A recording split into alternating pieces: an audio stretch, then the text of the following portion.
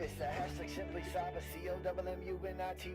Here to break the cycle, this is vital more than you and I. Yeah, it's exciting, it don't matter what your title is. You can grab a friend or two or three or four, invite them in. It's the Simply Cyber, bring a good vibe. It's the live with Jerry every morning, having good time. And you know we love to see for you, just gotta go and get it. Yeah, you know we all believe in you, it's time we grow together. It's the Simply Cyber, bring a good vibe. It's the live with Jerry every morning, having good times. And you know we love to see for you, just gotta go and get it. Yeah, you know we all believe in you, it's time we grow together. Dr. Auger is a OG, got that potion, the elixir. Got devotion to all those who keep on showing up to witness. Fit the tricks and quips and all the tips to raise your cyber fitness. Switching up the routines, pass it off to James quicker. Keep the people smiling, hit that follow, that's a good decision. Every week, today, tomorrow, I encourage y'all to listen. We gon' teach y'all way more than how to protect yourselves from phishing. More like being confident so you can recognize the vision. On a mission, it's official, we gon' get through all these issues. Time for jaw jacking, baby, this is more than a tradition, yeah.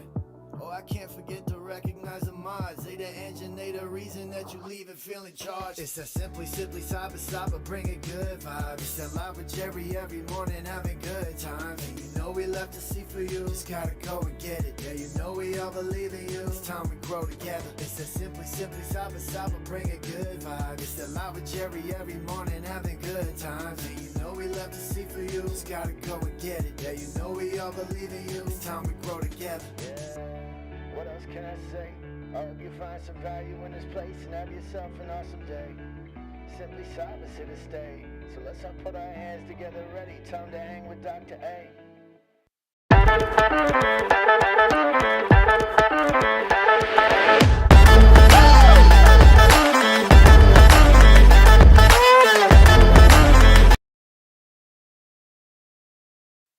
All right, what's up, everybody? Welcome to the party. Let me get this microphone out of my face. Let me turn this audio down just a little bit. Is this the right one? Yeah, there we go. Perfect. Let me know, how's that good? Okay, good morning, everybody. Welcome to the party. Today is Wednesday, February 19th, 2025. This is episode 817 of your Simply Cyber Daily Cyber Threat Brief, coming to you live from Zero Trust World 25. Hot on the couch, and I am super pumped. Good morning to Mara Levy, Marcus Kyler, Steve McMichael from Canada, Augusta Delgado, Marcus Kyler in the house, Angular, FedEx live in studio, James McQuiggan live in studio, the mod team, and DJ B-Sec behind the glass. Guys, we have a banger for you. We are doing something wild today, a much bigger production than what you've ever seen. I think you're really going to enjoy it. I am super stoked, super pumped. Let me just give you a little taste of what you can expect today. You've got me in this full stage. You've also got my good friends, what do we got? Josh Mason, James McQuiggan, Kimberly Can Fix It. Guys, we are bringing the heat today, and you are going to be getting an absolute delightful show, I promise you. Simply Cyber Daily Cyber Threat Brief, always bringing you the hottest news every single day with detailed analysis and breakdowns. Kind of a little bit out of my element right now as far as normal flow and stuff like that, but I hope you guys enjoy the crap out of the show. Now, I want to remind everybody, over the next hour, me, Gary Sturgiadis, who is so hot right now, Triple D, Lara Flores, Brexy, my man, Tim McDonald, Ms. Julian up in the Great North, and Jason Roswell, UK, across the pond. Guys, we are all going to be shredding the top cybersecurity news stories of the day, and I'll be giving my expert opinion and analysis on each of those stories on what it means to you as a practitioner. So how can you use this information to drive cyber risk reduction for your business stakeholders, or to level yourself up so you can quit the job that you don't like and go get one that you absolutely love? And on top of that, if you are not an active practitioner but looking to break in, we make the circle as wide as you want, so we can make it so you can break in. You're going to be asked in any single job interview, how do you stay current in cybersecurity? The Daily Cyber Threat Brief is a guaranteed home run answer if you engage, right? Just showing up and putting it on mute and, racking up the view time is not the answer. Engaging, say what's up in chat. You got a question, ask it. There are no dumb questions up in this piece. And if someone says that's a dumb question, please point them out, because we will, converge on them like a hive, okay? Believe that. Now, I want you to know, the stories that are coming up, except for one, which DJ B-Sec has curated for us. So it's a bonus story, but it's super important. I don't know about anything that's going to be coming up, because honestly, oh no, my sound effect is pretty low, so ain't nobody got time for that. Hold on. We're going to do this properly, y'all. Hold on. This is why. Ain't nobody got time for that. There we go. That's right. That's what I want to do. All right. So we got a good one for you. Now, before we get into it, as always, I do want to say shout out and love to the stream sponsors. We're going to start with ThreatLocker, since we are here at Zero Trust World 25. And we're going to do the slam here, Threat Locker, Delete Me, Antisyphon. So stay tuned. I'm going to engage in chat, say what's up to the mods, and say what's up to the team here on site. We took us over an hour to get set up today. Shout out to the real Bilbo, Josh Mason, Kimberly Can Fix It, for really putting it together and making us come together at the, within time. So let's do the ad reads, and we'll be right back and going to tell you how this show will solve all of your CPE problems. Quick word from Threat Locker. We'll be right back.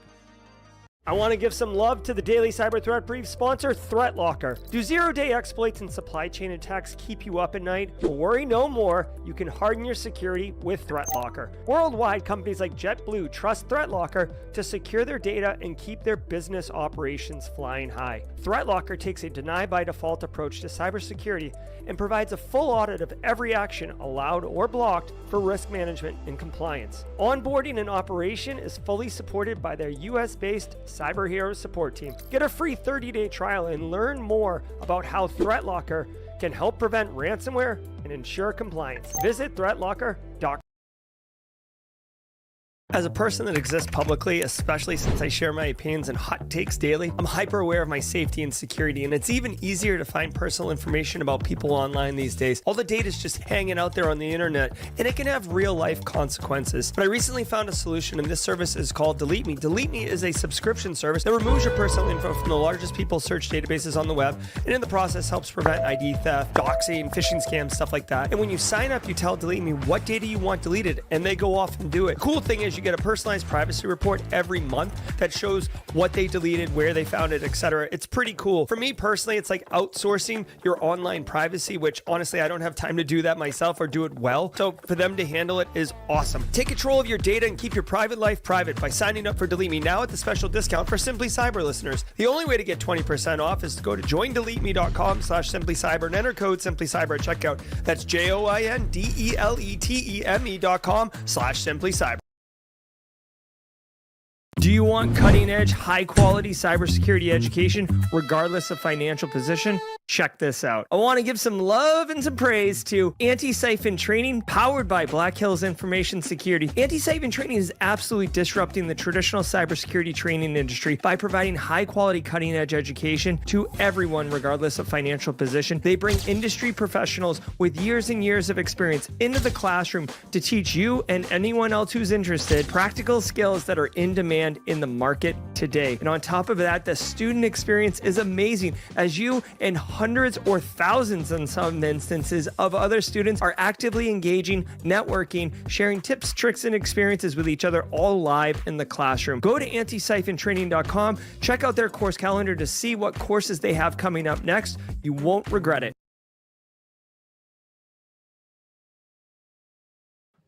All right, everybody, we're back. Thank you so very much, guys. I got to tell you, every single episode of the Daily Cyber Threat Brief, including episode 817, is worth half a CPE. I also want to do a programming note. Josh Mason's now officially audio engineer. I'm not allowed to touch the mixing board.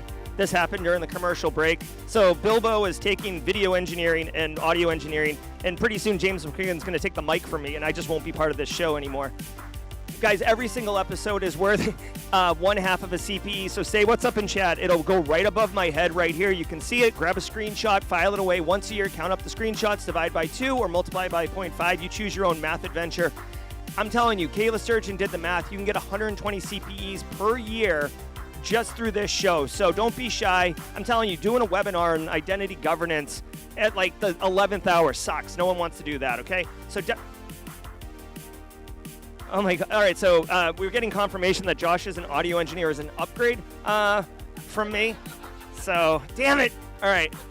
I'll focus on hosting duties. All right, guys. We got a banger for you. If today is your first episode, drop a hashtag first-timer in chat. We do have a special way of welcoming our first-timers and squad members. I got to tell you, we got a lot going on here in the studio. So if I miss a first-timer, please let me know. And do what you do with the Welcome to the Party Palace. So we're going to be getting into it.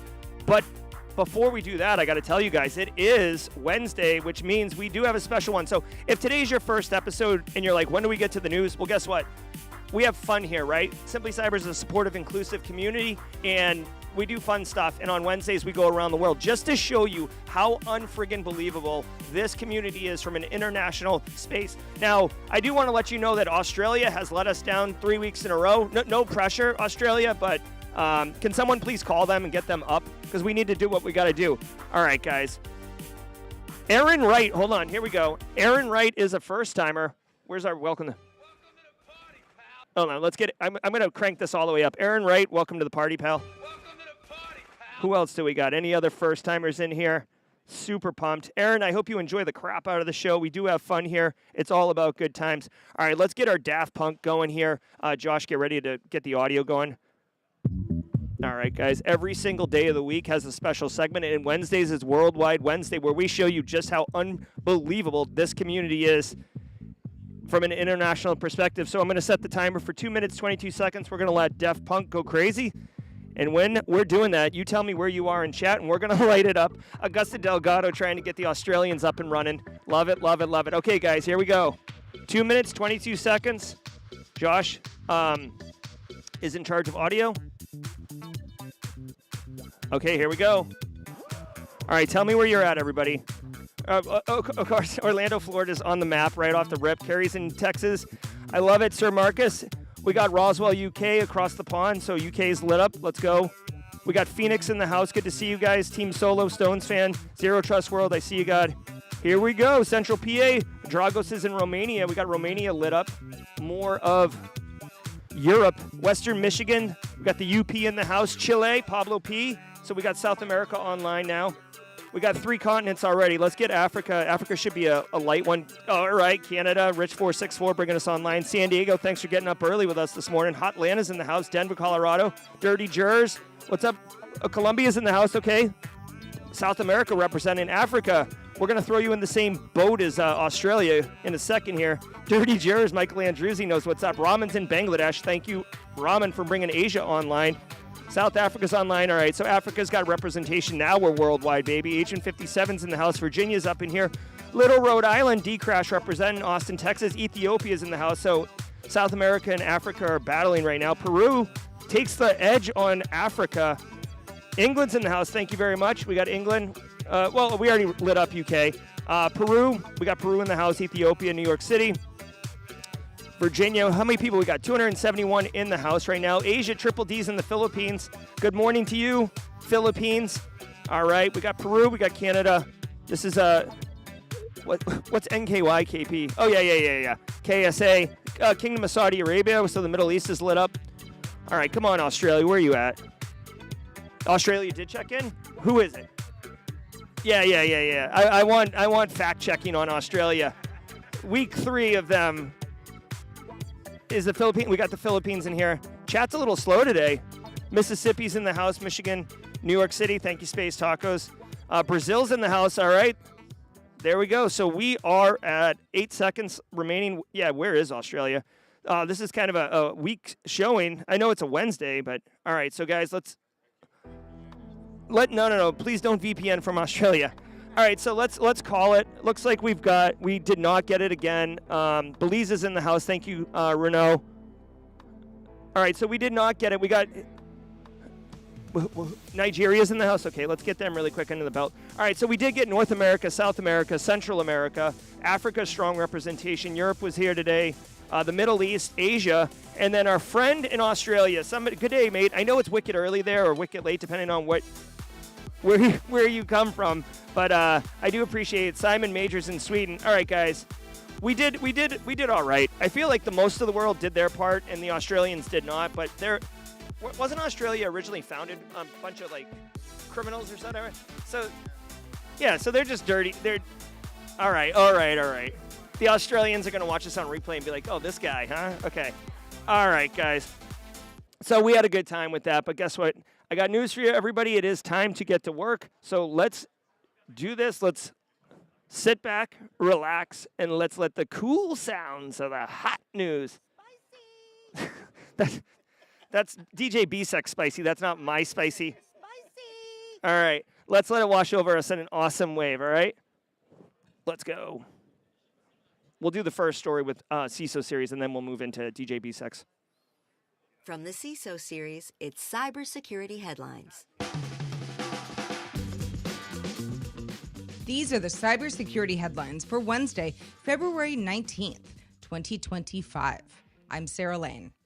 In today's cybersecurity news, 2 security vulnerabilities have been discovered in OpenSSH that could enable man-in-the-middle attacks and denial of service attacks. The man-in-the-middle vulnerability affects versions 6.8p1 to 9.9p1 when the verify host key DNS option is enabled, letting attackers impersonate legitimate servers. The DOS vulnerability affects versions 9.5p1 to 9.9p1, leading to resource exhaustion. Both issues are fixed in OpenSSH 9.9p2, which was released on Tuesday. Microsoft... Oh, yeah, Sarah, she jumps to the next story really quickly. So obviously the first things first, you definitely... You gotta patch it. You got to patch it because this is OpenSSH. They have a known fix for this one, so there's no reason not to. They did say it's a man-in-the-middle attack. You'll also hear it referred to as adversarial in the middle for a more politically correct, but the attack itself is the same, or denial of service attack. The denial of service one, it's whatever. I mean, you can exhaust the resources on it and make it so a legitimate user can't authenticate. But I feel like that type of attack, it's not like DHCP starvation where you can hold it for a long period of time. I think it's much more like a true kind of network bandwidth denial of service attack where you'd actually have to maintain the attack, which is unlikely. The man-in-the-middle one is a little bit more interesting. They said it was a man-in-the-middle. I mean, to me, I would argue that it wasn't a man-in-the-middle. What they said was you could use DNS to fabricate that you look like a legitimate server. So that's actually not in the middle. You'd have to go one step further to set up the fake server and then proxy traffic to your actual target and to make it look like a man in the middle. So I don't know if they were just trying to get triple word score on Scrabble by using man in the middle because they had hyphens in their tray or something. But it's not a man in the middle attack. I mean, good effort though. I'll give you an A for effort.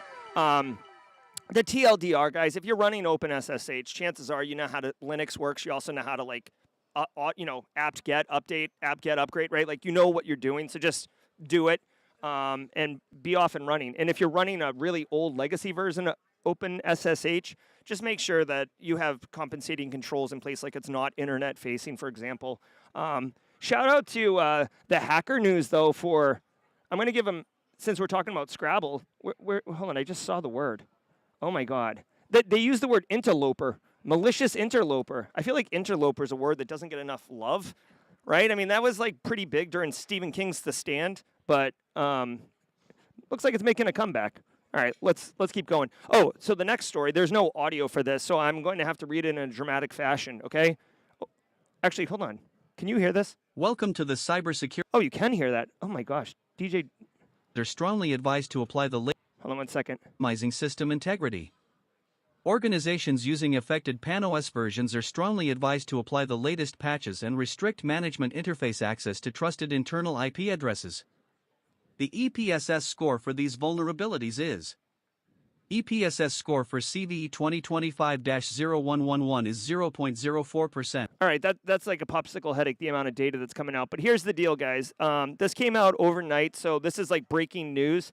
PAN-OS has a vulnerability, or your Panorama operating system, the way that you kind of interface with Palo Alto systems, has a critical vulnerability that's actively being exploited, and they're seeing it in the wild. The reason that I wanted to bring this story to you, and DJ BSEC, shout out to him for bringing this overnight, is because the EPSS score of this one is absurd. There's a 98% chance that you'll get exploited in the next 30 days if you are running this vulnerable version of PAN-OS, which Palo Alto devices are often internet-facing. So basically, I didn't want to do this as the first story because I didn't want you to stop the stream and go fix it. I wanted you to get a little bit of cybersecurity value. But really, this is one where you should open a second terminal right now and go do either asset inventory or look in your Qualys scanner or just freaking go on Shodan and look at your IP range. Whatever it is, make sure that you're not running this because it's almost a guarantee. You're more likely to...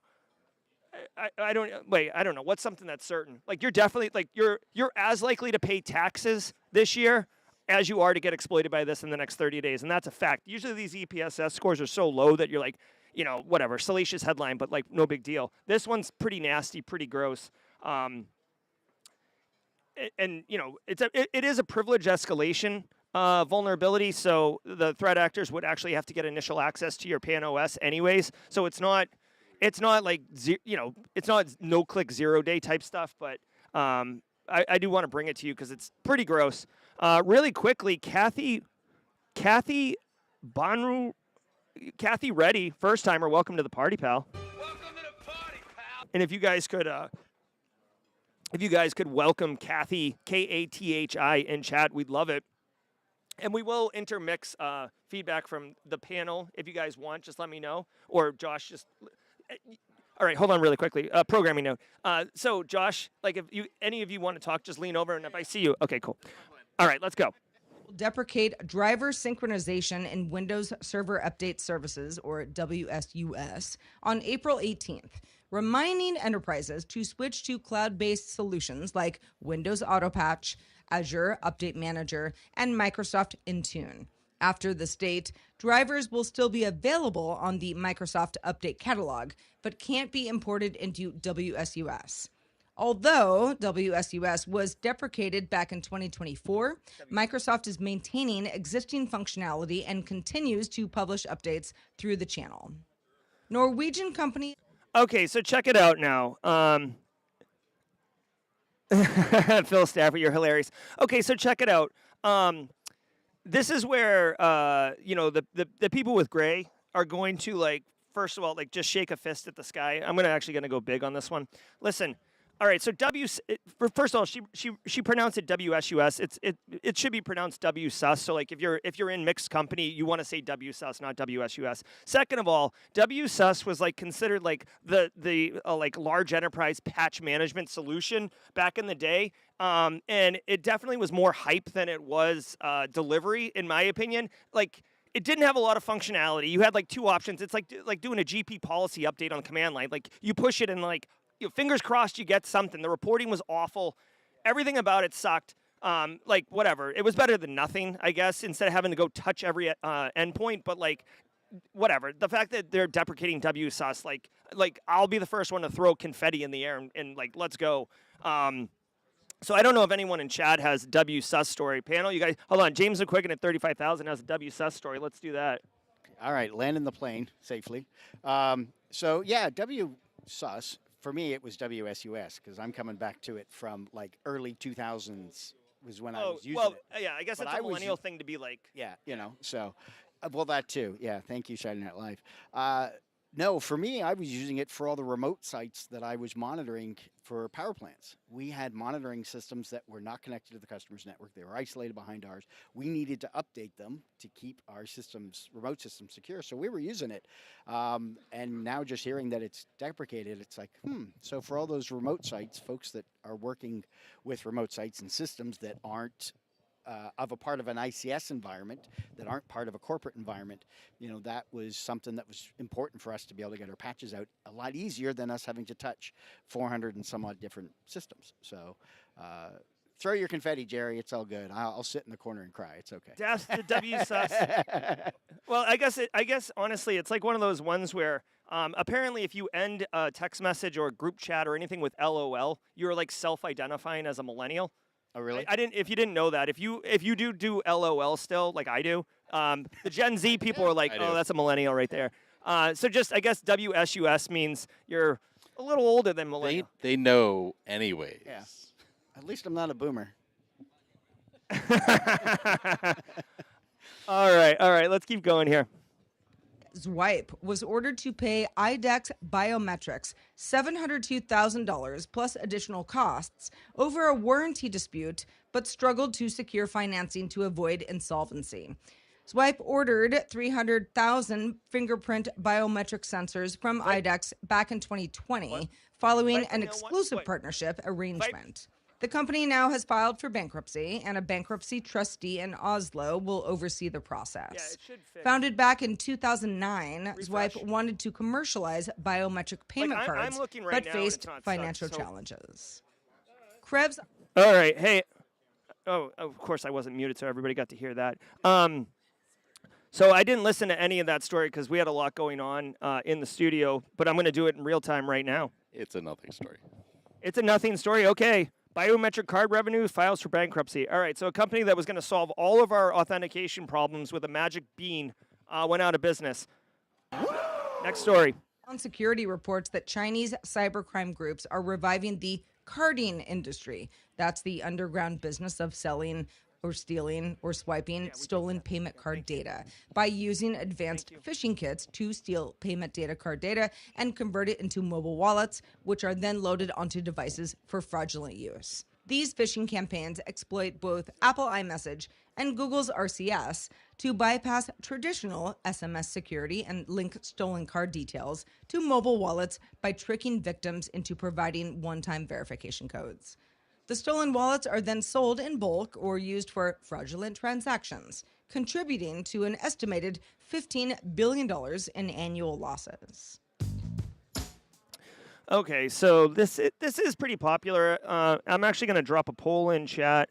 Have you? Oh wait, let me see. Have you received a? You have a USPS package waiting text message, right? I want to see how high this is. Who hasn't? Jason Blanchard likes to post these on LinkedIn.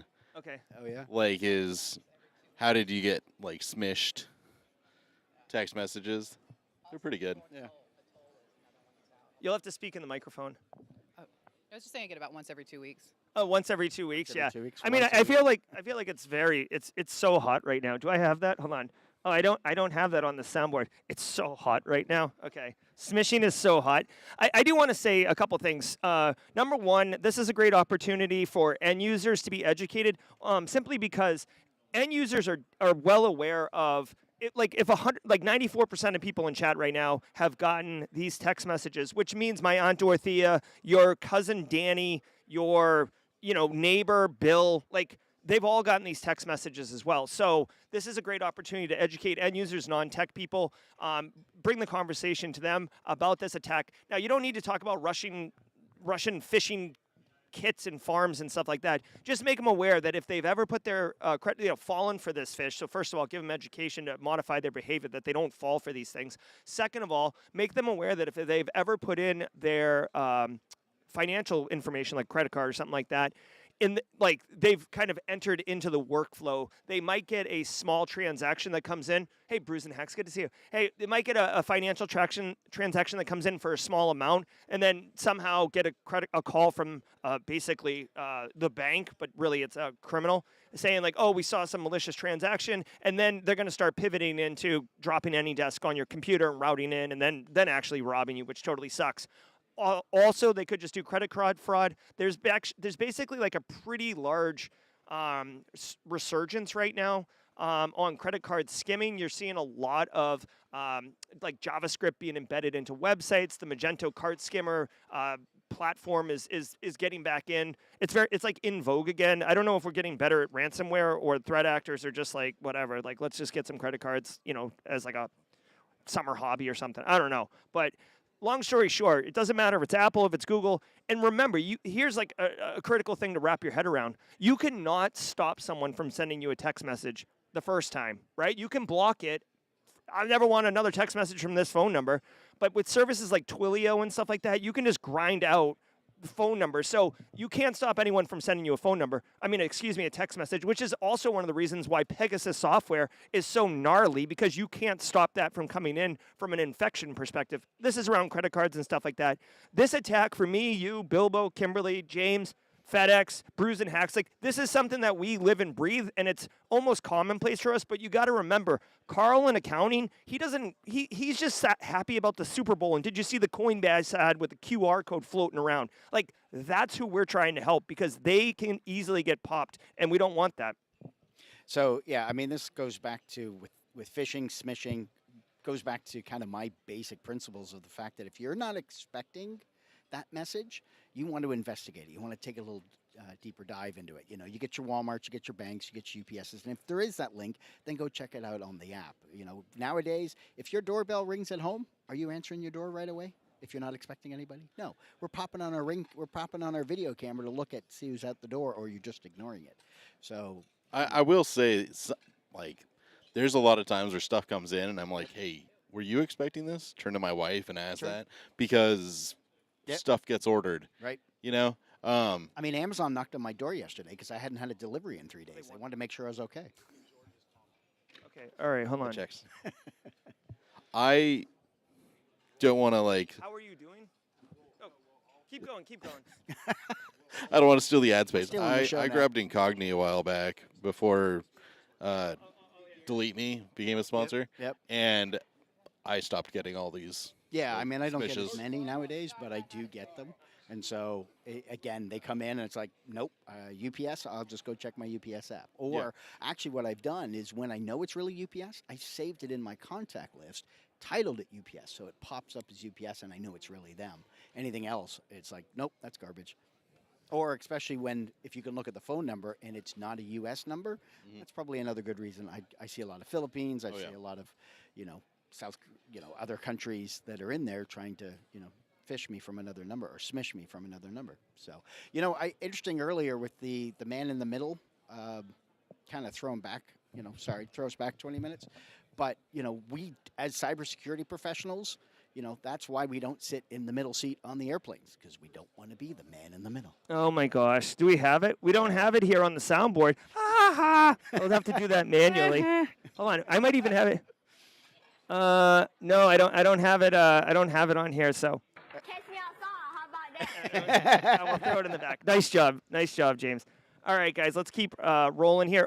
Also, really quickly, you will note that a lot of the major carriers now, AT&T, Verizon, et cetera, will actually tell you when the phone number is a scam or telemarketer. I love that. Yep. I just wish that they were doing that with the text messages as well. They don't do that currently with text messages. Let's keep going. Google Fi does.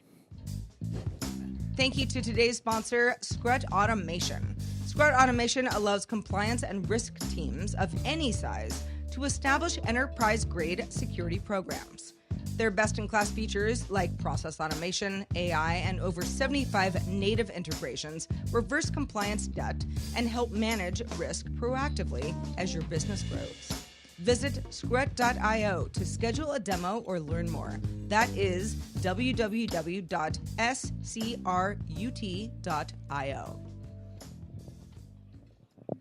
All right, let's do this. Come on. Computer. Oh. What just happened? Who did that? All right. All right, everybody. Holla, holla, holla. Thank you so very much for everybody being here. I hope you're enjoying the show. We are at 8:30 local time here in Orlando, Florida at Zero Trust World. So hopefully you guys are getting a good stream. Shout out to all the first timers. We saw Kathy and Aaron right in chat. We got a bunch of people sitting here at Zero Trust World enjoying the show. Charisse? Huh? Swims? Oh, shit. Okay, so we got Kennedy. We got Swims with Sharks here. Sorry, Kennedy. So Swims with Sharks, Brews and Hacks. We got just Team SC rocking and rolling it. So very awesome. Shout out to the stream sponsors, Barricade Cyber, Delete Me, Antisyphon, and ThreatLocker. Speaking of Barricade, I do want to say shout out and thanks to Barricade Cyber Solutions for their continued support, long time of the show. Barricade Cyber Solutions is dedicated to helping businesses from cyber attacks and recover from the damage done. Cyber attacks can cause massive issues for businesses and send dedicated, hardworking business owners into turmoil, which totally sucks. But Barricade Cyber Solutions, you know what they know how to do? They know how to make a situation unsuck. They know how to mitigate the damage done by cyber incidents and basically get you back up and running to a known good state. I'm telling you, if your business is under an active compromise, it's really going to be a crappy day for you. Might be one of the worst days of your life. Having someone who's been there before and can help you kind of hold your hand and walk you through it and take care, make the bad go away is invaluable. You can go to barricadecyber.com right now. You can get in touch with Eric Taylor, Chief Forensics Officer right there. Phone number's on stream. You can also book an appointment with him. So choose your own adventure, if you will. Shout out to the stream sponsors. All right, guys, let's just do the laws. If we can get Alpha Sierra in chat to lead us off as drum major, I'm going to do this. We're going to crank it up a little bit. Here we go. There we go. I'm going to crank it up. Don't tell Josh. I'm moving the slider. Yes, yes, yes. We're gonna do a group shot. You could look at what I'm dealing with. Everybody's on their phone over here. I'm joking. I'm just screwing with these people. Mod chat. Gotta be in mod chat. Like this is mod chat in real life right here. All right, Alpha Sierra, please let us roll. Here we go. Here we go. Here we go.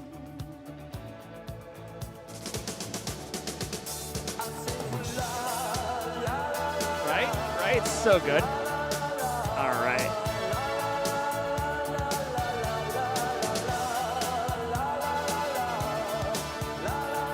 All right, Alpha Sierra lights us off. Carrie's doing the same. Cyber Psycho wants me to buy everybody a beer every time I swear. That works. It's not a bad idea. It's not a bad idea. I like that. I like that idea. Oh my God! I just want to let everybody know that Jay Crypto puts in mod chat that everybody thinks that Gen Z is mobile phone absorbed, and then we pan out and catch a candid. The Gen Xers. No, it's the millennials. It's the millennials. All right, let's keep on going. Gen Xers. Ecuador's National Assembly experienced 2 cyber attacks on Monday, just a week after its general election.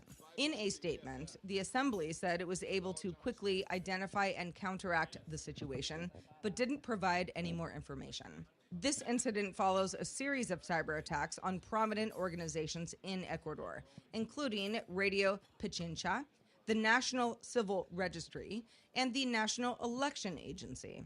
In recent years, cyber attacks have also targeted Blanco Pichincha, highlighting ongoing cybersecurity challenges in the country. Juniper Networks. All right, so Ecuador gets hit in, I don't know, like, welcome to the party. Hold on. Like, hey, Ecuador. Yeah. Scroll down to the important part. It's what? Cyber Hunters? Is that the...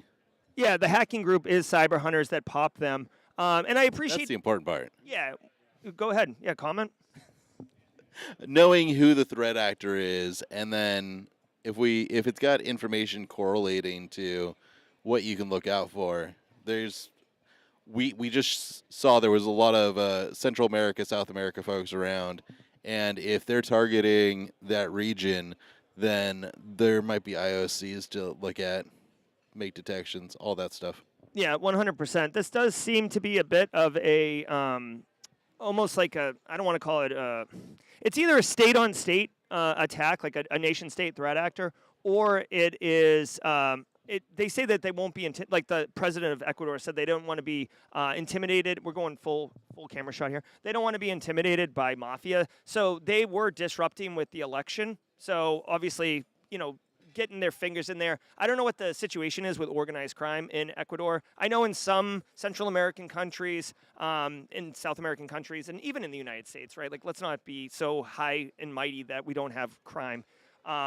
They can try to influence elections and disrupt people in power. So that's what it is. It's just, honestly, like, I love that Ecuador is like, oh, like, hey, we take it, we take everybody's security and privacy seriously. Here's your identity theft protection. But, like, dude, while we've been on the air, I'm sure, like, America got hit, right? So, like, it's cool, That's but at the same time, business. Yeah. So to Josh's point, though, I will agree here that if you are interested in threat hunting in your environment, I don't know if MITRE ATT&CK has threat hunters on their list of groups, but Cyber Hunters, is a known very good threat actor and has done some serious hacks in the past. So there probably is some TTPs that they've got associated with them that you can use. IOCs, getting your acronym game strong to be able to see if they're in your environment. Thanks, Jones, for the sub.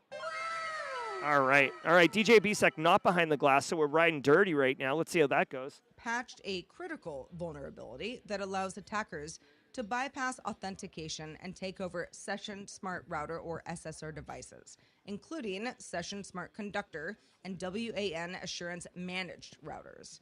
Although no attacks have been detected as of yet, administrators are being urged to upgrade to the fixed versions. Juniper devices are frequent targets due to their use in critical environments, with previous vulnerabilities being exploited soon after patches have been released.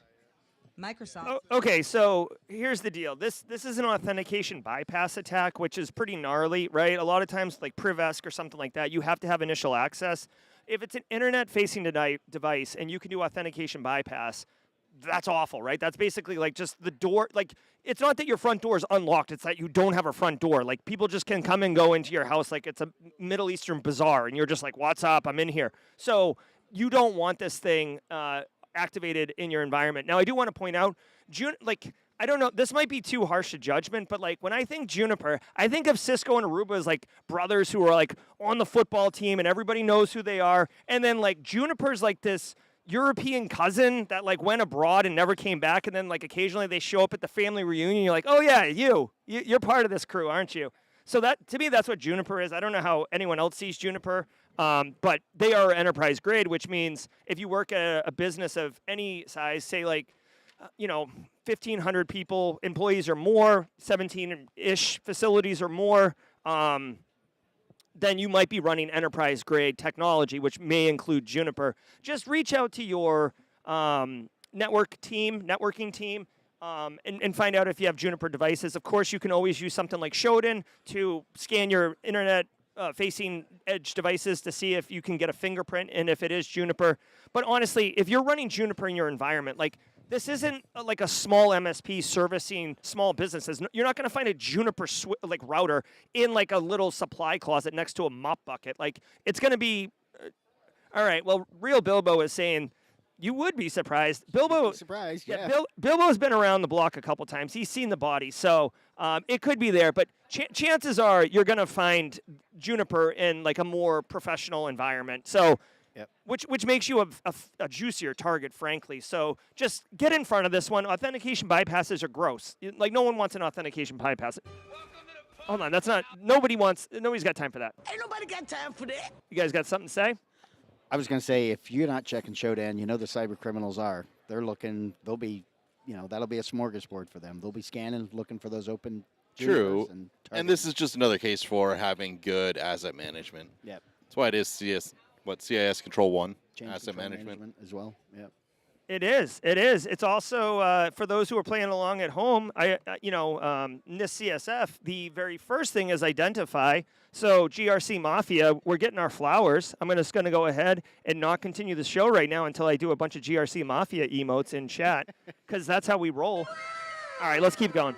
February Patch Tuesday update for Windows 11 fixed several bugs and security vulnerabilities, but introduced new issues, including File Explorer malfunctions, installation failures, and various system glitches.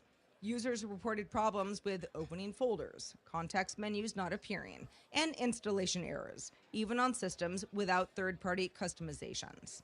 Windows 11 24H2 has been notably problematic, raising concerns as the October 2025 Windows 10 support cutoff approaches.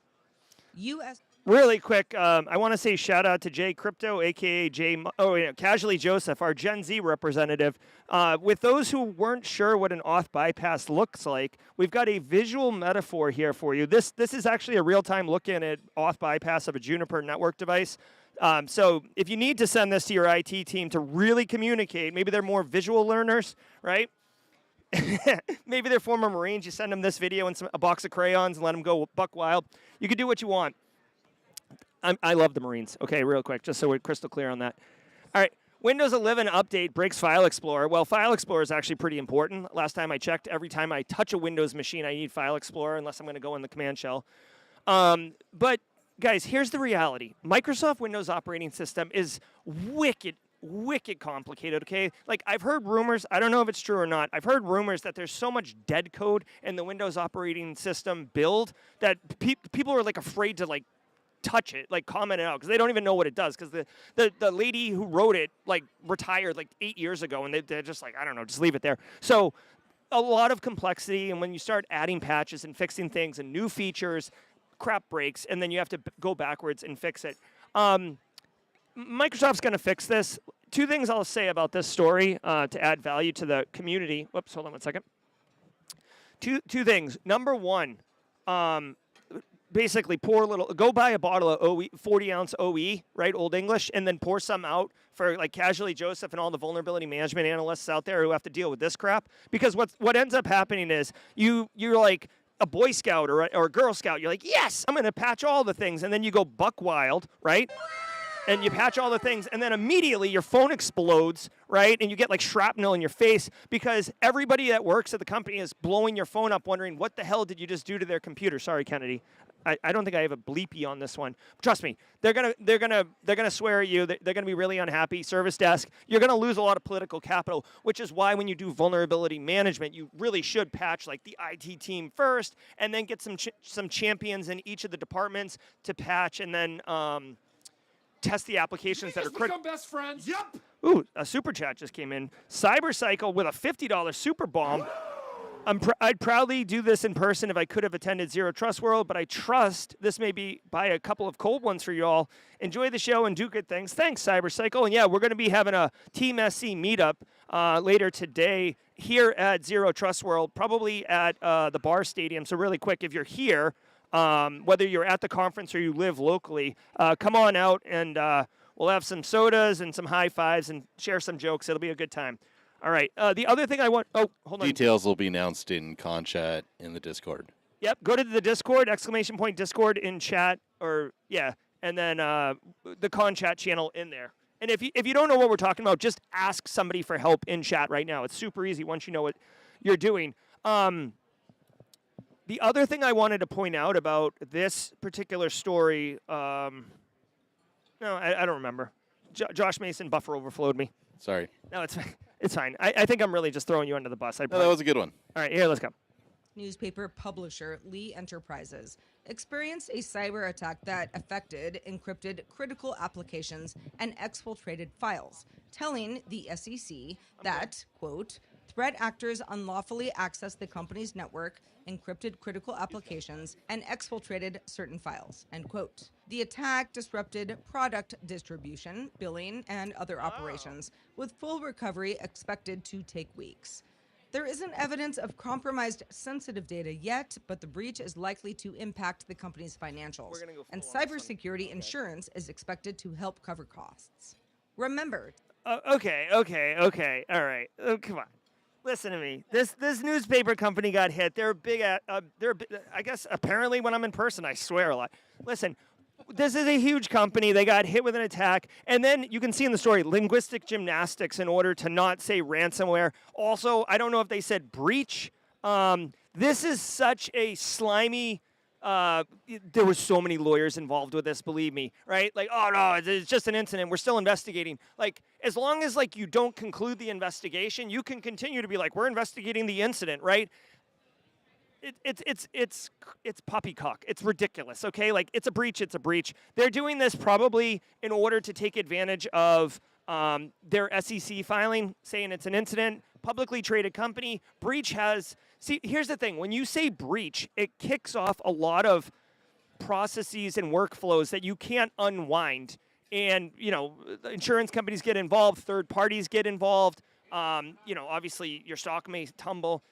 So they were obviously doing some type of risk mitigation and risk management with this decision. But the thing is... You and me and everybody else who understands what's going on definitely knows that they got hit with ransomware.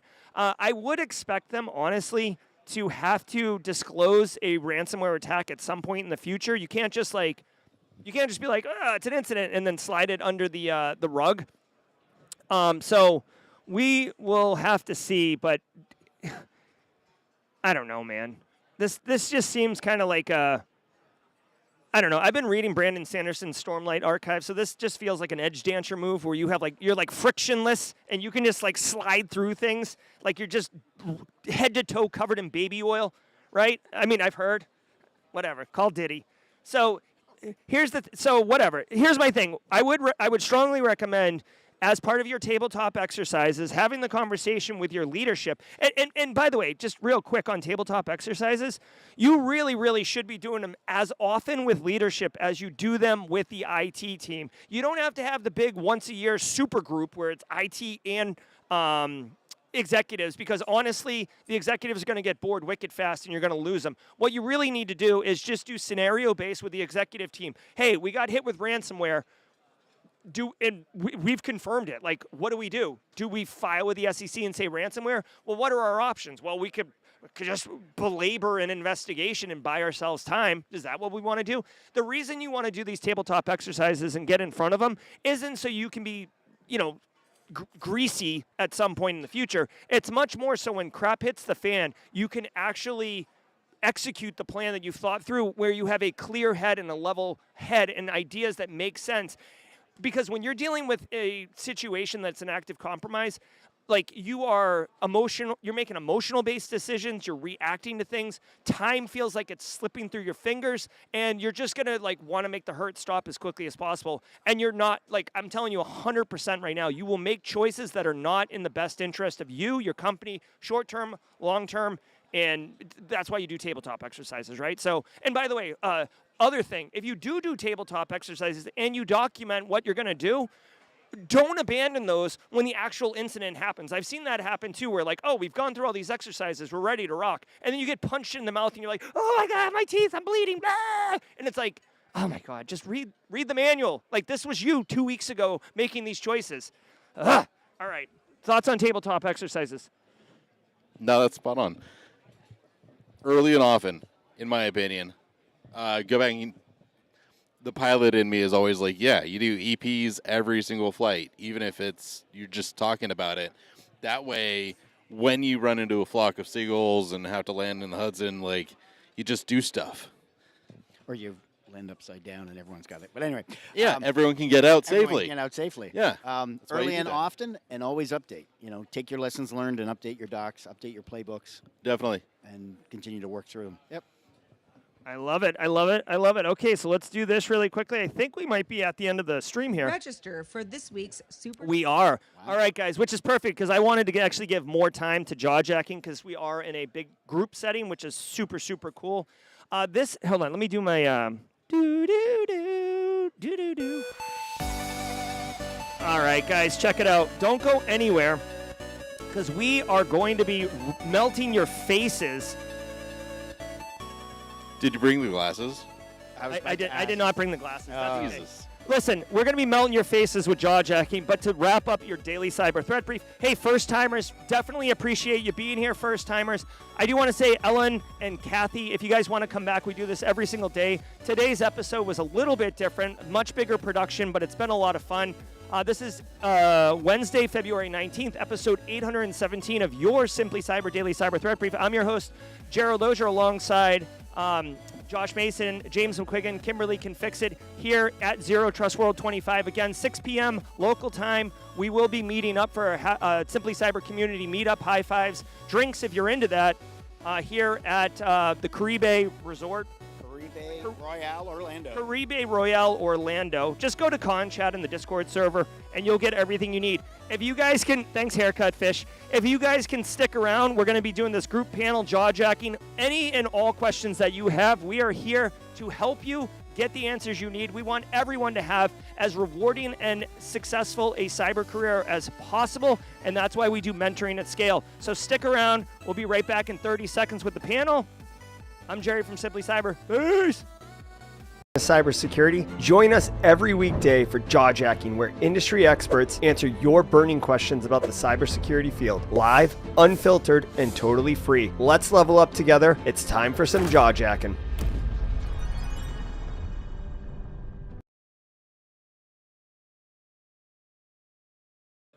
All right. Hey, welcome to Jaw Jacking, everybody. I'm your host, Jerry Guy Sans glasses. I lost them in transit. Oh, thank you.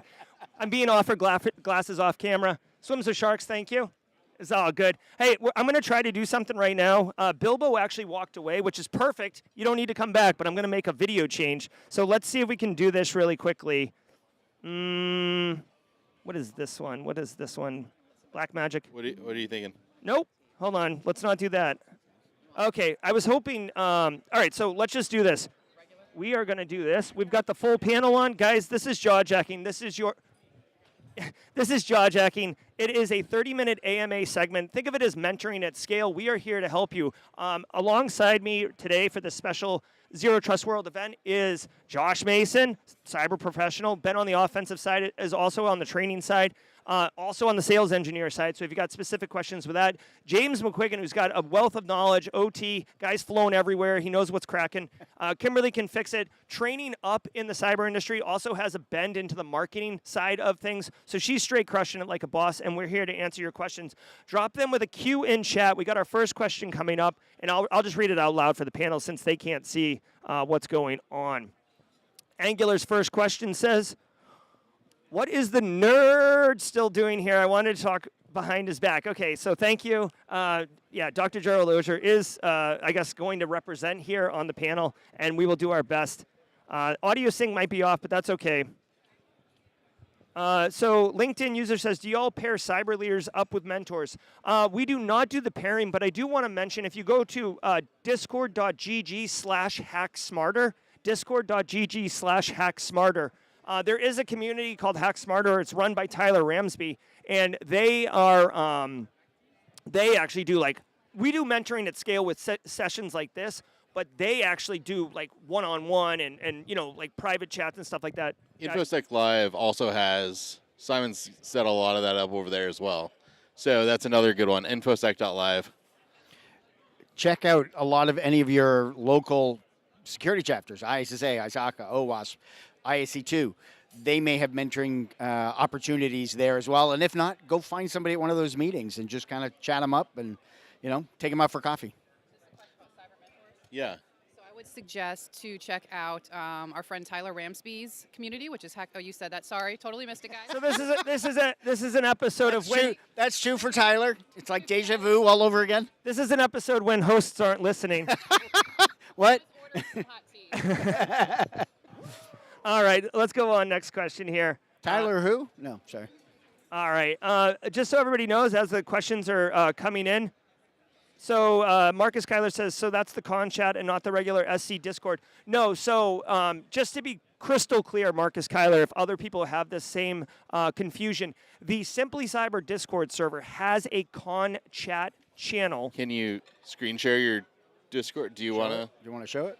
Yeah, I can try. Oh, let me try. You can do it. I know. Well, I've got mod chat open. Here we go.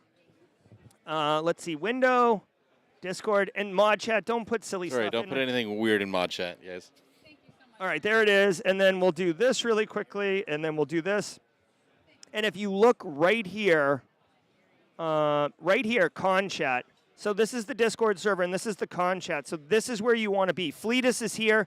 Fleetus Poston the third is here. We saw Bruce and Hacks here, Swims with Sharks, etc. So this is where you want to be in order to get the latest information on all the activities that we're doing here at the conference. All right, let's keep going through the questions. If you have a question, drop a Q in chat. I'm going to go back up to mod chat right now and get this on. Let's see. All right, here we go. Okay, so just so everybody remembers this, we're not a political show, so we're not going to take sides or stuff like that. But the question is, how do you think the current administration will affect the cyber landscape? As a guy in Fed sales, hopefully beneficial to my numbers. All right, so if you're working on the sales side of things, then Fed, hopefully that does work for you. We'll see. I guess for me personally, what I'm looking at is that the CISA's mission, CISA's mission, Christy Noem, who's over DHS. If you didn't know, DHS owns CISA as well as ICE and other agencies. I think there's 8 that report up to Department of Homeland Security. And she has come out and said that she's going to reprioritize the focus of DHS. I think there's going to be an emphasis on border, which, obviously, if you only have so much money in the pot, you have to cut from some programs. And I think CISA might be one of those programs. But we just saw CISA release known exploited vulnerabilities, catalog updates yesterday. So, it's not, fully gutted or anything like that. So we'll see how it goes. With a lot of things like FedRAMP, CMMC now having their rules out, and then DISA with all their controls, there's not too much that I think is going to change in regulations, but with Manning being on the chopping block, that could be a big thing. Oh, Kimberly Kimberly can has a fix fun it, story. bringing the hate. Hot off the press. So I actually have been a little quiet about it, but I had a position offered for a cybersecurity program manager with. Wait a minute, what? But wait. Speaking it to the was mic. with it was with the CFPB, and so I was going through the process with all of that. And yesterday received my rescind notice because they no longer can do hiring. So. Unfortunately, womp womp. Oh my That's God. no longer happening. But yeah, I'd say maybe on the hiring side, it definitely has affected me. So we'll see. Yeah, personnel. Damn it. we've seen a lot of layoffs. So I will say, because it's Kimberly, because she was offered a job, because it would have happened had the CFPB's mission not been defunded. There you go, Kimberly. I love playing the wrecking ball sound, especially for close friends. All right, next question coming in hot into chat. This one's from Revo. I've been getting advice to start a blog about my study progress in cyber journey. Any suggestions on where to start or platforms that are beginner friendly? Medium. All right. WordPress. WordPress. All right. So WordPress, if you want to control it yourself, right? Yeah, Medium, LinkedIn. Start simple. Start with LinkedIn. You can write articles. You start getting a following, then maybe you shift. But yeah, certainly, one of those platforms is going to work. Yeah. Oh, I thought you were going to. Did you want to add? Sure. Okay. Yeah, I was going to say Medium is a good one. I know a lot of people are using that. It's easy just to go on there, create an account, and just get going. If you really want to start your own website and you want to stay free, I know Google Sites can tend to be a little, bulky. Depends on what you're looking to do, but that's something that I use. It's real easy to use. Yeah, it's no coding straightforward. involved, and yeah, it's free. So that's an option. A lot of good options. I've also seen GitHub, even though you think it's for code only. DJ BSEC, like that site I sent you earlier where we did the story from DJ BSEC, this is hosted on GitHub. You can see right here, like this is a GitHub page. I'll drop this link to everybody. I think the GitHub looks sick, and I'll tell you why. Because not only can you put code repos up there, but when someone sees that you have a GitHub on your resume, they're immediately going to think it's code. Even if you don't know how to program or something like that, it's going to catch their eye and they're going to want to go look at it, and then they're going to see oh wow, look how creative and interesting this is. So definitely don't sleep on that. That is always a good one.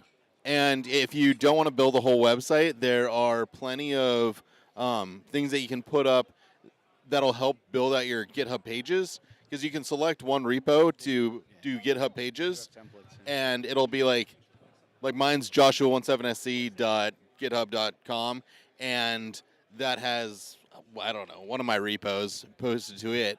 But anyone can, you could do that.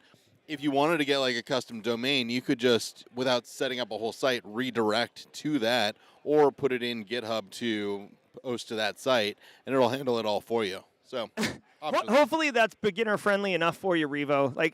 Hit me up later. I feel like Discord. Josh needed a whiteboard there about halfway through that response, but I'm being playful. That was a good answer. So Revo, let us know in chat if that answers your question. Next question coming in from Marcus. We started early, easy, LinkedIn, medium, hard, building your own site. Yeah. And LinkedIn's good, but I would say I would recommend you do something a bit more sticky. Like a blog or a GitHub or something, because LinkedIn, it might be hard to find things later on. Honestly, well, not just posts, but articles. You can do what, LinkedIn? Well, LinkedIn or even just you have to speak into a mic.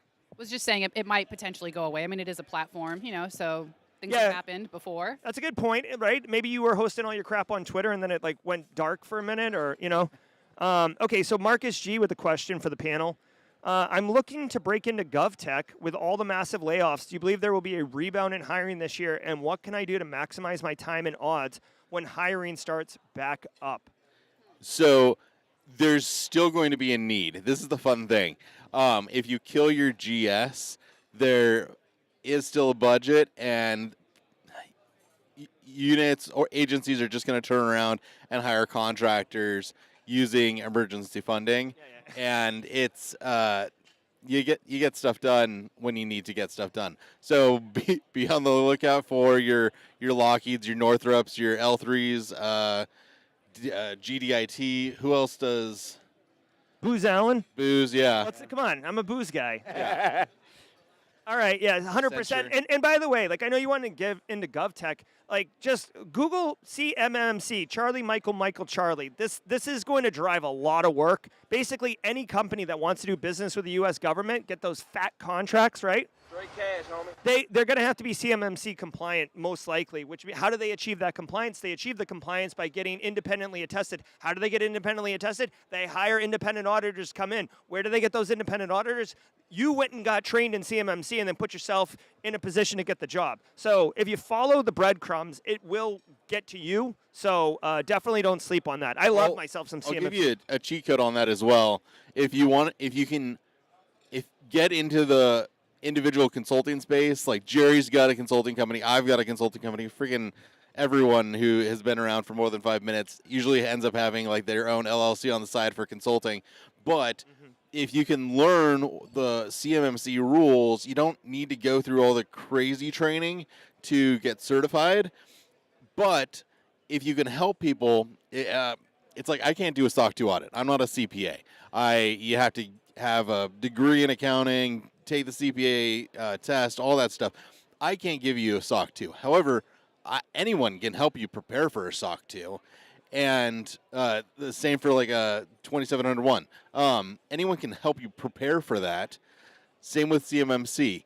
If you have to pay a whole bunch of money to someone to get the official stuff, and you're not sure you're there yet, hiring someone at a much lower rate to double check and help you get there is going to be really nice for a lot of these agencies who need an expert. So if you want to become an expert, you make some money. Kimberly. I was just going to say I have a question for you, Josh. If someone wanted to learn CMMC or train a little bit, suggestions on where they could go for that? I am, well, there should be a course soon on CMMC. Yeah, Simply Cyber Academy. That is an area of focus. So many of you know that Josh Mason is the dean over Simply Cyber Academy, and I am an instructor. So even though like I'm also over the whole thing, I'm also an instructor, which means Josh gets to hit me with like one of those like flog me and hit me with one of those like little like the horse snap things. What do they call those guys? So he's like riding me basically. Yeah. So. Which is better. Like, fun fact, little tidbits Tuesday, if someone reminds me next week, I actually signed up as a lab experiment in college to make $250, and they put a cattle prod in my neck for like a week. Not like on for a week. Like, I had to go every day, and they hit me like 5-6 times. Next question. It was $250. That was like... That was a lot in the 60s. Yeah, man. Oh, my God. That's brutal, bro. All right. Since you have a sales side guy there, Josh Mason, what traits, process, and actions make a sales engineer or sales rep an asset to the security tech side versus a PIA? And what is PIA? Pain in the... Oh. Yeah. Pain in the Kennedy. All right. Yeah, that correlation right there is not one you want to make, but... Riding crop. Yeah, thank you, Space Tacos. Go ahead. Answer the question. So this is from Christina Paulika, a.k.a. the librarian. Hi, Christina. Hey, Christina. I miss you. Saw her a couple weeks ago at in Denver. Yeah, she's awesome. good people. She's good people. This is also silly because she's a sales engineer and doing SEO stuff. The power of... You have all these products. You've got all these services that want to get things to people. There is a whole sales cycle, the outbounds, the marketing, the SDRs who cold call people. They are like the most hated people ever. Then you've got your sales execs or associates or whatever the organization calls them, account execs, who are going to handle the whole sales cycle. But then you have sales engineers or solution architects who tend to be more of the consultants, VCISO type stuff, where, okay, you've heard the pitch. Now, does this actually solve your problem? And a lot of traditional salespeople don't know all of the things. So, like, I haven't met another salesperson other than a sales engineer who has a CISSP. Mm-hmm. And that tends to be like the difference. Often the people who seek out a sales executive or that like forward-facing role tend to have the ability to talk to people, understand the cycle, all of those pieces. They don't tend to know how to drop a shell, how to do privilege escalation, know what a DLL is, and why having a hash of that matters. So it's that final piece where, man, Neil used to say this all the time. Whenever he got into like a meeting with a sales guy and a sales engineer, he'd be like, okay, thanks. You're going to pay for this, but I'm not going to talk to you. Sales engineer, like, does this actually work? What can I do? Will it catch this? All of that stuff. And that's the really helpful piece, because you need tools. It is so hard to build everything yourself. You shouldn't. You should take advantage of what's available. There's things at different price points. Yeah, controls don't have to be like super expensive, but you can't do everything yourself. So knowing and getting someone on the other end who can help you understand, like, this is going to be expensive for you, but it'll do this, that, and the other. Whereas this will fit, and this is exactly what you need, because they understand cyber maturity and where you're at and aren't just trying to sell to you. Having good sales engineers is important. All right, and also as someone who's been the customer of product and stuff like that, the number one thing that I want from a sales engineer is I want them to try to understand what are my problems first before they take their solution and explain how it's going to solve the problems that they think I have, right? Like, it's so simple, but just like, because honestly, it's possible that your solution, I don't need it. Right? But what I want is an honest conversation partner with me. And then if I don't need your solution today, I'm going to remember that you're a good person and like more interested in helping me than making your sales quota so you can go on the cruise at, in friggin' April or whatever. So that's definitely a solution. Not to mention salespeople, they switch companies all the time, right? So if you have a good relationship with somebody, if they go to Mimecast and then they go to what is this, Hats AI or Try Hack Me, you're going to follow them because relationships matter, right? It's not the solution all the time. So don't just sell me so you can like make your quota. Like that's transactional. What you want is relationships. All right. 100%. All right, let's keep going. Also, on that, what you were just describing, knowing what problem you're solving for your customer. Yeah. This is a great book. It's cheap on like Amazon. Gap selling. Gap selling. Okay. It kind of goes through that whole process. If you want to get hired as an SE, read Gap Selling and hit me up and we'll discuss, because that basically was my final interview.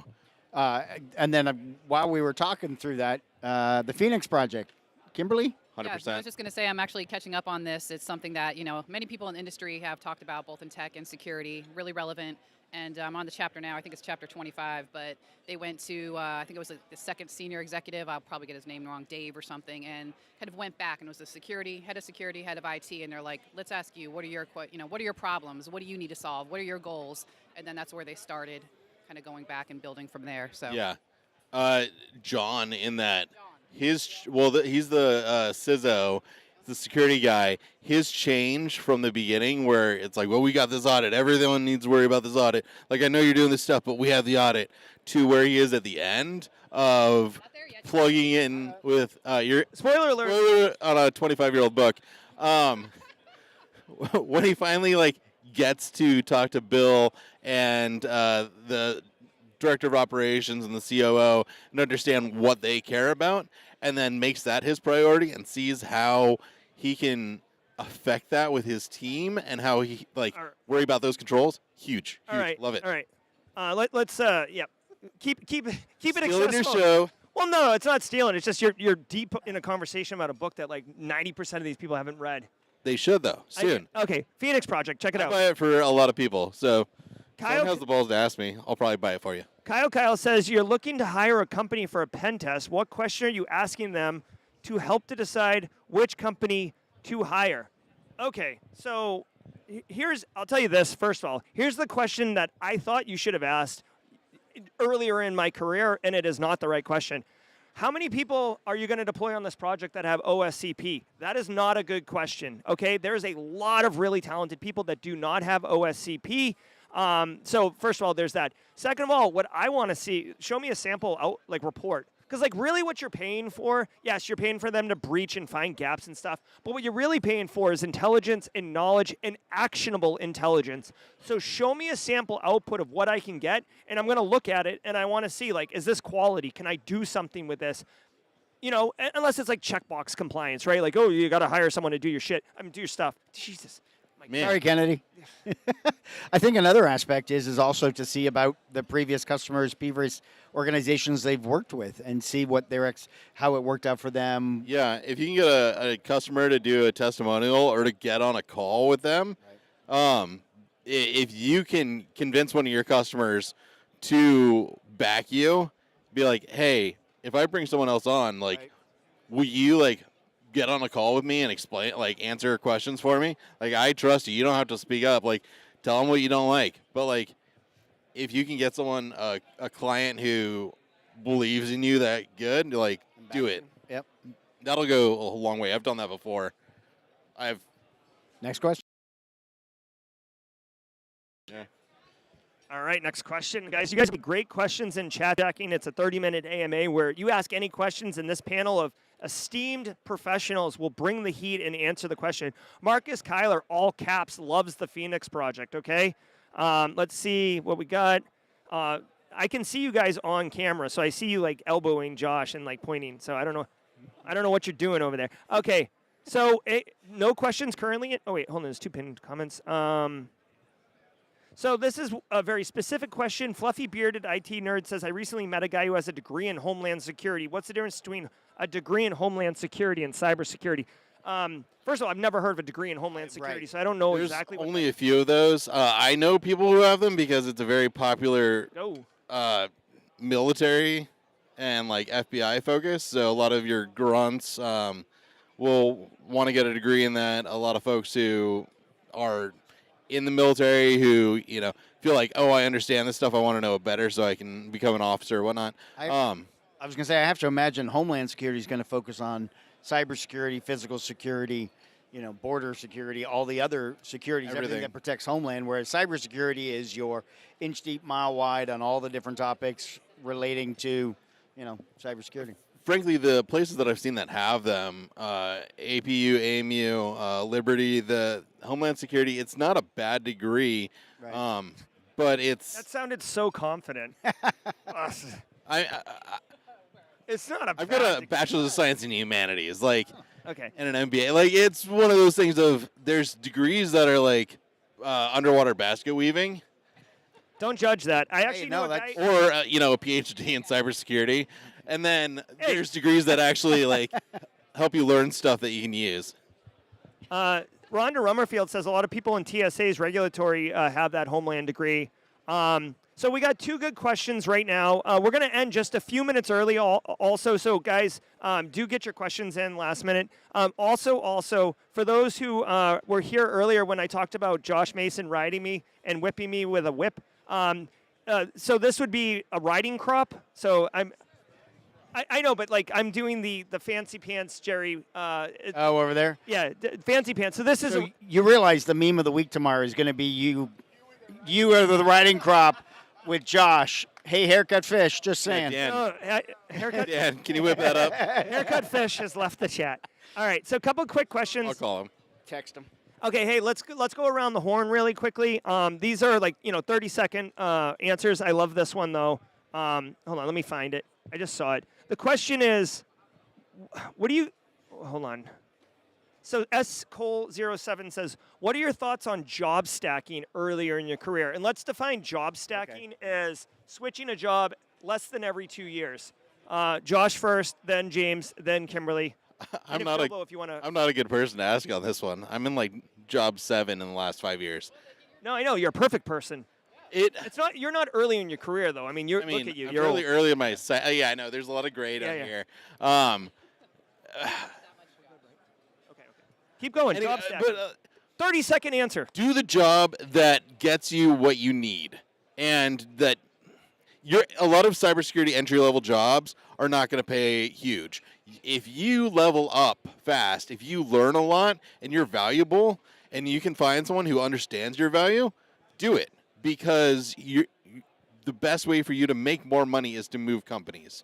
You're never going to get a promotion or a raise in a company that's going to equal the same that you can make in going to a new job.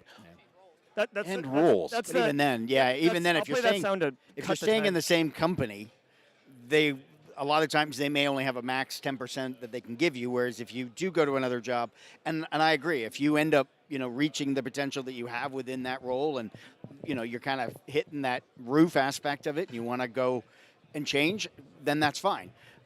You got to do what's best for you.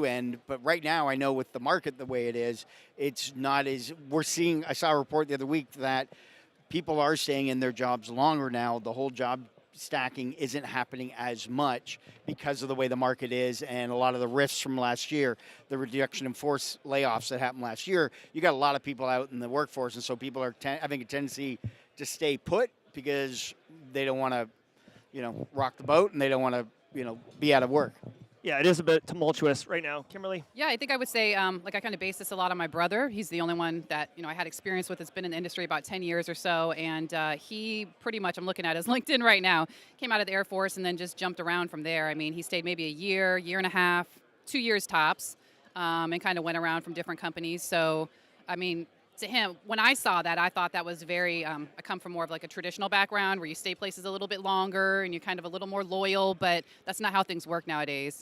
Companies are not necessarily loyal like that. So there's also do what you got to do, So many flavors of cyber. So you might start out in one place, be a SOC analyst, and realize, I like cyber, I do not like SOC work. I want to get into detection or threat hunting, or really dive into pen testing or get into GRC. All of these things you won't really know until you start doing it. Mm-hmm. And if you can get someone to pay you while you get that experience and understand it, as long as you're providing value, then you're doing good and you do good work, then ethically, there's no qualms there. Exactly, and that's what he did. He used it to job stack. Started off with SOC, went up from there, security engineer, went to a senior, now he's doing DevSecOps. So, there you go. I love it. Real Bilbo, chime in off camera, but go. Well, I can say I made the mistake as a young tech. Stick your head in here. Yeah, straight out. This is Real Bilbo. I'll crash the couch here. All right, there we go. Josh is exiting. All right, here we go. Real Bilbo. All right. Thanks, Josh. I can say. Okay, yeah, and we got 5 minutes. Coming from the industry years and years ago, I didn't job stack, and I found out. I found out really early on, later on, that I set myself back a number of times. So, you're there to do a job. They're hiring you to do a job. If you feel you've completed that or done your due diligence there, we're all in this game to make money. Do what's right. Take care of yourself, and make a graceful exit. Don't burn bridges. You never know when you're going to need to come back. Yeah, never burn bridges. The one thing I would say, Knows everyone. Yeah, everyone knows that it is a small industry, and you're just as likely to be have a bad reputation value as you are use your network to get a job, right? Same thing. So what I would say though is two things. One, I think job stacking is fine. I think it's unless job stacking is having multiple jobs at the same time, which is this overemployed thing. But I think what we're talking about is going one job and then switching. I think it's phenomenal. You got to remember, okay, a company will tell you that your family, they love you, you're the best thing ever, and they'll lay you off tomorrow because you're a number and you have an overhead cost and an expense. It's not that they don't like you, it's just that it's business, right? So don't stay because you feel compelled because they really they care for me. If they're caring for you, that's the way they should be retaining you, by giving you breaks when you need them, by giving you appropriate pay bumps and stuff like that. But unfortunately, most businesses will do those incremental things because they have to, and they're trying to maximize revenue. And labor is a major revenue, it's a major expense. So just be mindful of that. You're going to get way bigger pay bumps if you jump. You're also going to get more experience in different areas and meet more people. So that's what's up. Yeah, and I'll throw in there, I'm a hiring manager, and I'll be the first to tell you, we say we're a family, and I think I do a good job at that. We try really hard. But I also know I've worked in the industry a long time, and I've worked for other folks a long time, and not a lot of people, they say that, but they don't actually hold true on that. We invest in our employees. for education, everything. And so pay raises are built in, all that stuff. If you're not getting that, then it's not wrong to take care of yourself.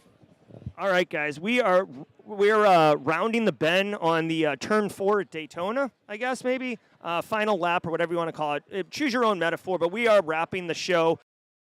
Busy here at Zero Trust World 25. We've been hosting this show to about 400 people walking by taking pictures, people with gimbals. David Bomble's like 8 feet away from me right now.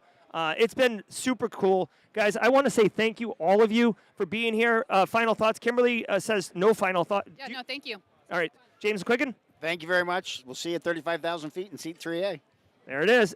Bilbo, final thoughts? Don't miss us tomorrow morning. Same place, same time, live again, coming from Zero Trust World. That's right. And remember, if you are around at 8 a.m., if you're around at 6 p.m. local time today, February 19th, 2025, in Orlando space, we will be doing a Team SC meetup. We'll have the flag out for a team photo. Come on down, have a good time, and have some drinks on us. And it'll be fun. I'm Jerry from Simply Cyber. This has been Jawjacking, your extended mentoring at scale. Guys, I had so much fun. Please let us know in chat if you enjoyed the programming, any constructive thoughts. New format, new style, going big, going wild, having fun here at Zero Trust World. I'm Jerry from Simply Cyber. Until next time, stay secure.